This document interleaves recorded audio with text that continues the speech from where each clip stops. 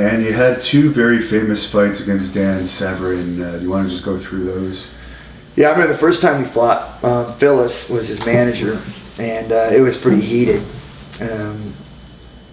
But he was, when he first came in, he was destroying everybody. He won the Ultimate. He was just blasting guys. But in my mind, I was like, he can't win.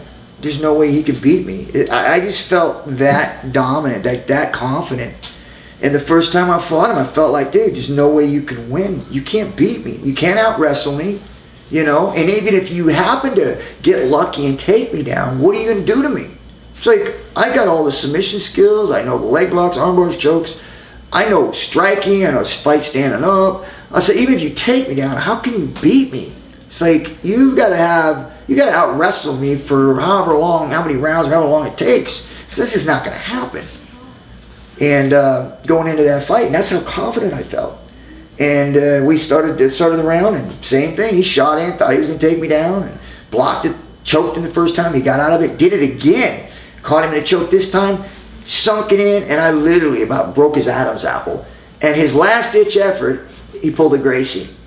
But it was legal then, so I had a steel cup on, and I was aware of it, and it wasn't a knee, it was a fist. Went right up and he hit it, hurt his hand, sat down, and I finished him.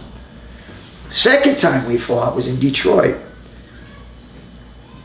And this is, and I don't know if people know this, but and then we had a lot of political things that were going on. They were, trying to ban it, and we even got kicked out one city and had to go into Dothan, Alabama to do a fight overnight. Yeah. So there was always these things going on. Well, when I went there, it was 2 to 3 weeks prior to that, these guys did a show over in Canada, and they were arrested for striking. They were told not to do it, and if they did, they'd get arrested. Well, they went in, and they did it, they got arrested. Now, I had a group home at the time when I was working with troubled youth, and I owned this home, so I worked for the state, basically. They told us the same thing.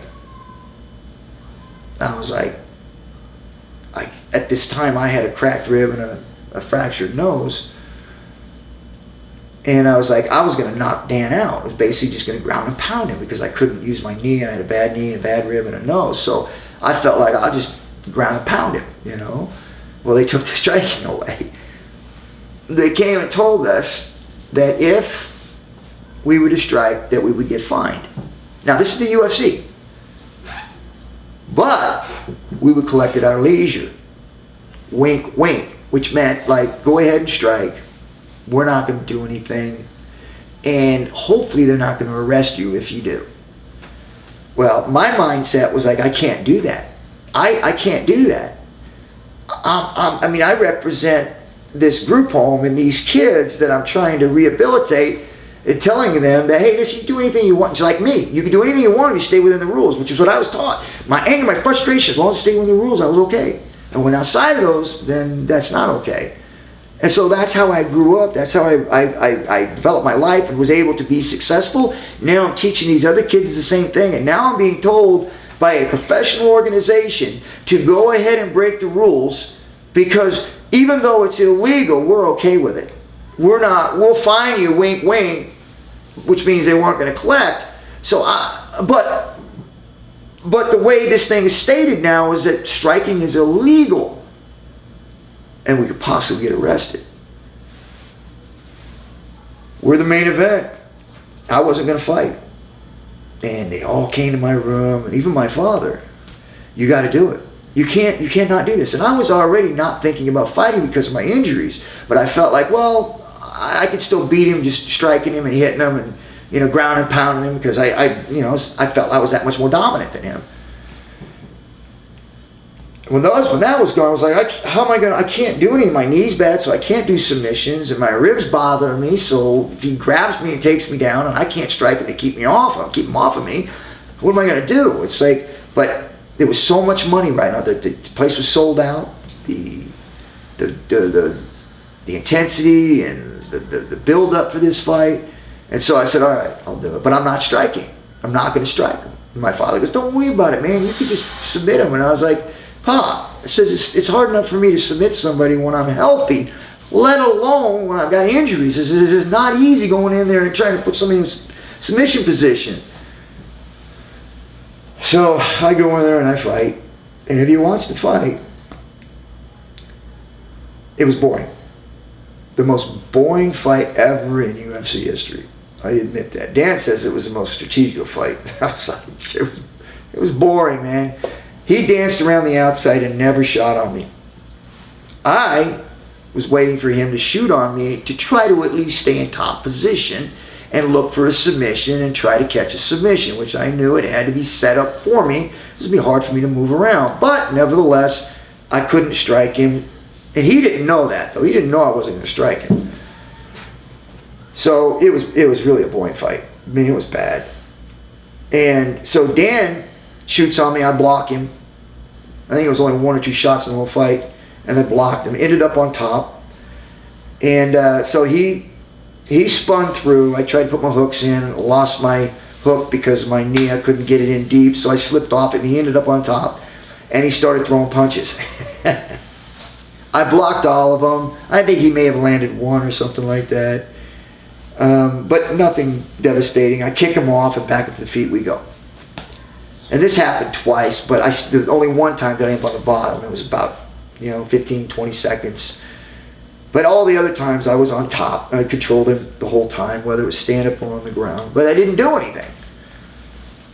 The fight ends, and they raised Dan's hand.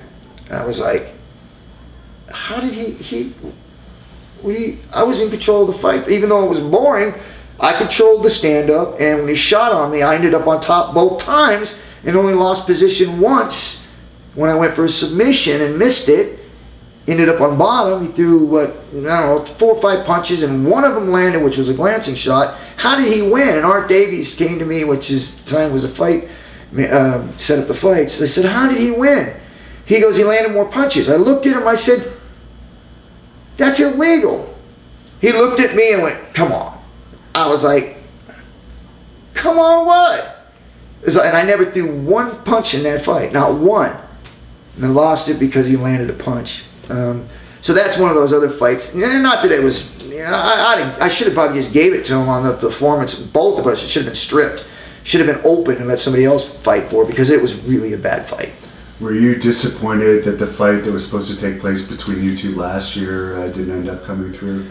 I was more disappointed in the way Dan handled it. There was nothing I could do about it. When I went into the fight in Texas, I was under a doctor's care. To my knowledge, they didn't test in Texas and hadn't to that point. And so I was under a doctor's care, age management for my hormones. Plus the injuries that I had to my body. I was on some medication. And I found out 3 weeks prior to the event. Once I found out about it, I stopped. I was like, I had to get on alternative medicines, natural medicines. And I did that, but obviously it wasn't soon enough because some traces showed up in there. So I was suspended. And what bothered me about it was Dan knew that. And I was out of my control whether I could fight him or not. But then he started saying how I was a chicken, I didn't want to fight him. I was like, what are you doing? And I had to go to bat to get him to fight on that because they didn't want to use him. They didn't want to use him. I said, no, me and Dan have a history. We've got a rubber match. I won one, he won one. This would be a great setup. We could sell the fight. They didn't want to use him. They wanted to go with somebody else. And I'm telling you, so I went to bat for him. And then to turn around and throw me under the bus when he knows my situation. I can't talk about it because I'm going to court so that I can at least tell them and show them my medical history so they'll see what happened and then I could be, let up. Well, he knew this. And yet he was bashing me in the media knowing that I couldn't say anything. That disappointed me very, very much because he knew it. And he stepped in and tried to bury me in the fan base by saying that I was afraid, that I backed out of the fight, I didn't want to fight him. And I'm the one that set it up. I'm the one that got him to fight. And I couldn't say anything because I was in court. I couldn't say anything. I couldn't go, hey, no, that's not what happened. He knows what happened.